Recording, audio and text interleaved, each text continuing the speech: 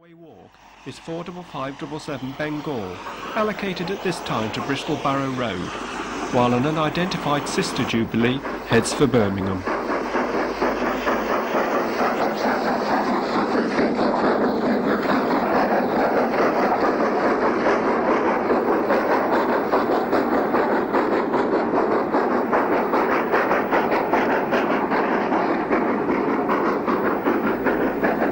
The standard Class 5 in Swindon Brunswick Green follows next, southbound into Shrub Hill.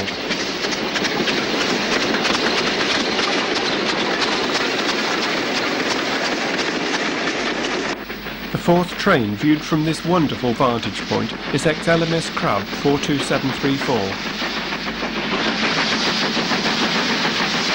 At Shrub Hill Station, the continuing LMS presence is seen as 44775 arrives amongst the GWR lower quadrant signalling that abounded at Worcester. After taking water, much of which overflows and comes out under the 4,000-gallon tender, 44775 departs south for Gloucester via Abbotswood Junction.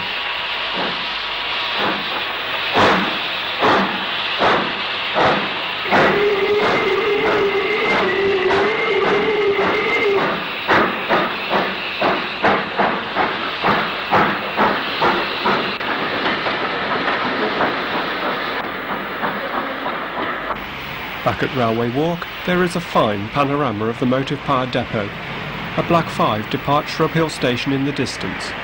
The running shed is on the right, and the wagon works and diesel depot on the left, with the loco works beyond that. Worcester had an allocation of at least 7 of the GWR diesel rail cars into the early 1960s, alongside about 80 to 90 steam engines. 2 shed buildings were on this cramped site, the former goods engine shed, normally used for boiler washing, and the 3-road passenger shed.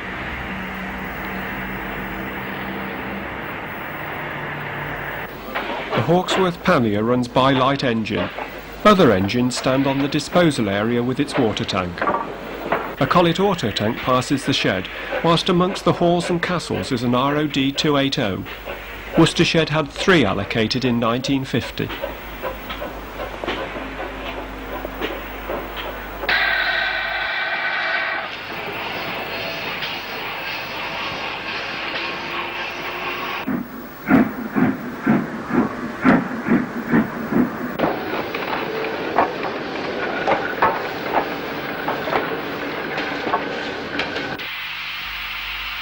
(1661) with spark arrestor chimney worked the local Vinegar Works Express. Other panniers crowd into the goods engine shed area. A hall passes by the shed with the ash loading grab cleaning out the disposal pits.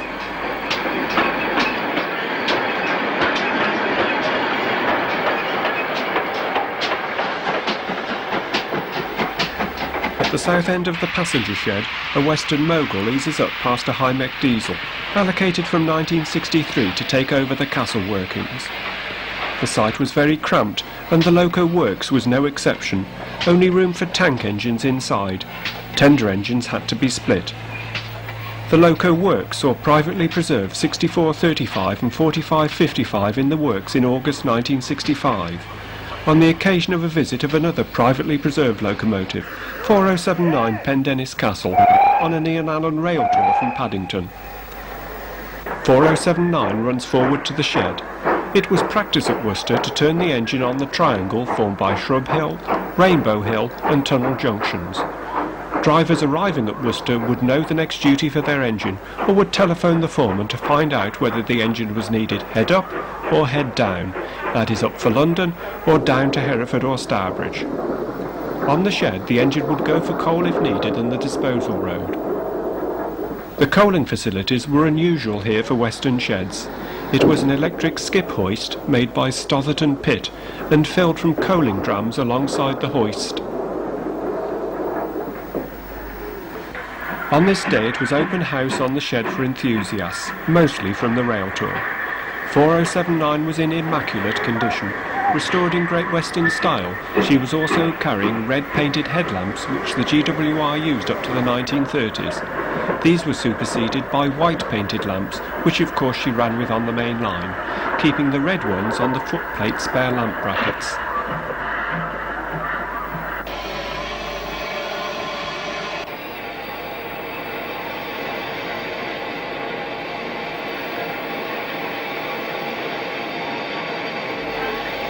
At this time, Worcester Shed still had an allocation of steam power, albeit not like the older days when the castles were there and usually quite immaculate. 4079 brings a little of that atmosphere back.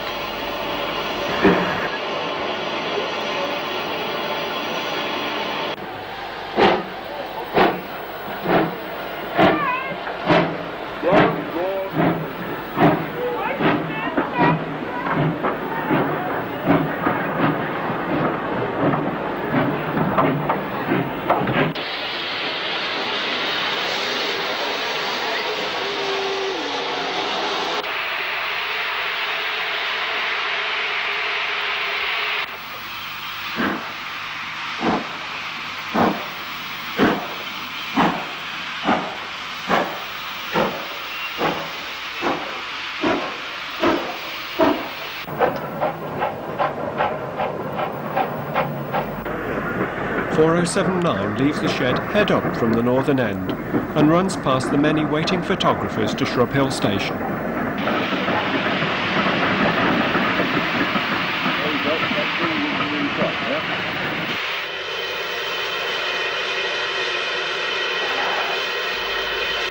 Pendennis departs Worcester for Swindon, where a visit was made to her birthplace, being outshopped there on March the 4th, 1924, and initially allocated to Old Oak Common Depot.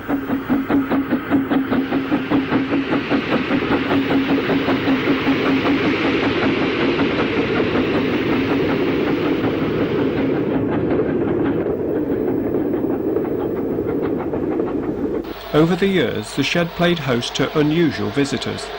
On the 28th of October 1965, Southern Pacific 34079 141 Squadron was being serviced here, having worked a train from the south to Stratford-upon-Avon.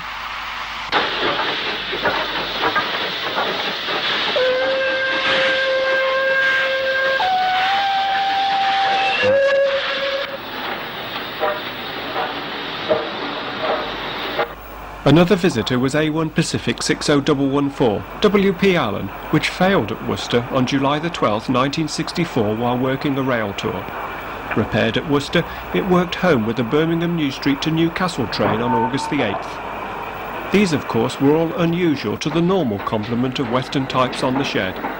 These pair of Collet 060s decorated with flags are the pair off the special from Bromyard seen earlier in the programme. A sister Collet 060 was seen with a wedge-type snowplough fitted.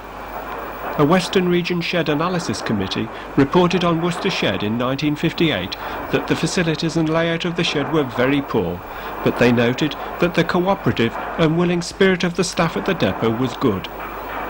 The ash loading crane is cleaning the disposal pit. Steam engines produced about 19 tons of ash a day at Worcester.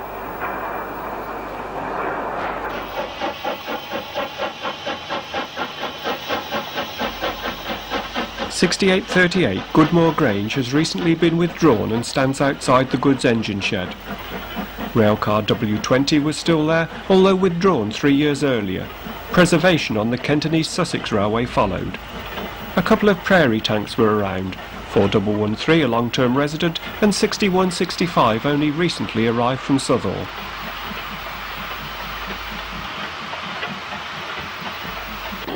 .3682 keeps company with Stanier Black 5 45292. London Midland region visitors were of course not uncommon in the final years, working through on Birmingham to Bristol trains. At the end, 8Fs work from Birmingham on freights. 48374 is taking on coal, and it's pretty large stuff as well. She would work back to Liverpool, being shedded at Speke Junction at this time, the 28th of November 1965.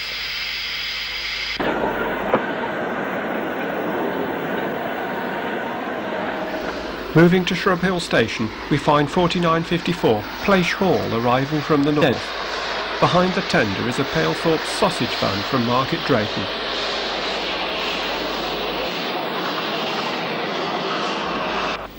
Next up is a standard Class 4 460.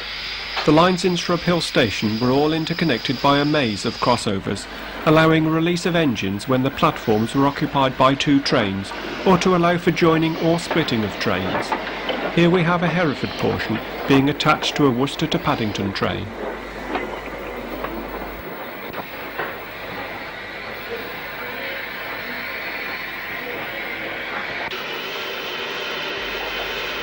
In this case the train will go forward with 7005 Sir Edward Elgar.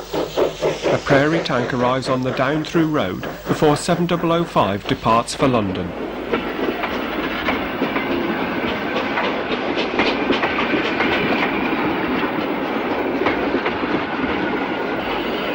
Sometimes an express would be formed of multiple portions. On September the 7th, 1963, a prairie tank arrives with the Kidderminster portion. Rounding the curve from Rainbow Hill Junction to Shrub Hill is 7027 Thornbury Castle, with the Hereford and Malvern portion of the Cathedral's Express.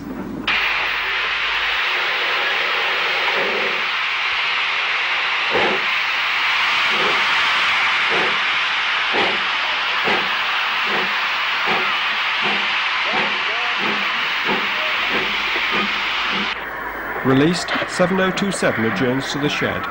The portion including the restaurant car is now coupled onto the Hereford train.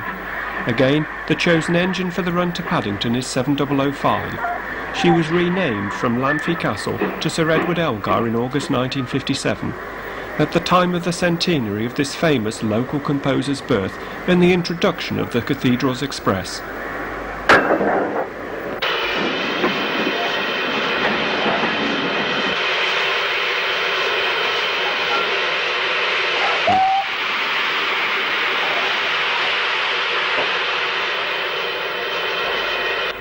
We are privileged to be on the footplate of this magnificent machine, the third last castle built by the Great Western Company in June 1946.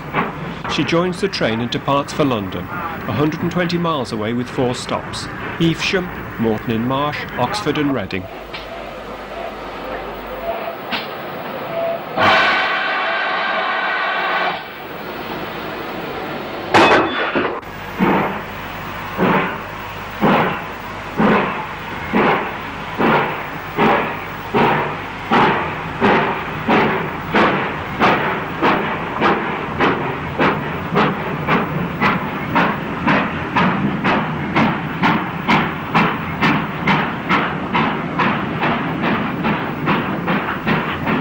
A much different occasion, the winter of early 1963.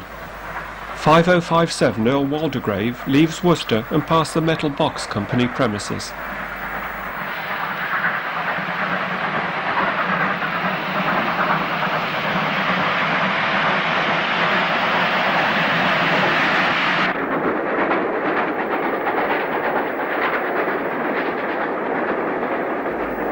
From the same vantage point on the 28th of April 1964, 4079 Pendennis Castle is heading the last train of the day to London. It has its number in GWR style on the buffer beam and is undergoing testing in preparation for the famous final high-speed steam record attempt from London to Plymouth the following week.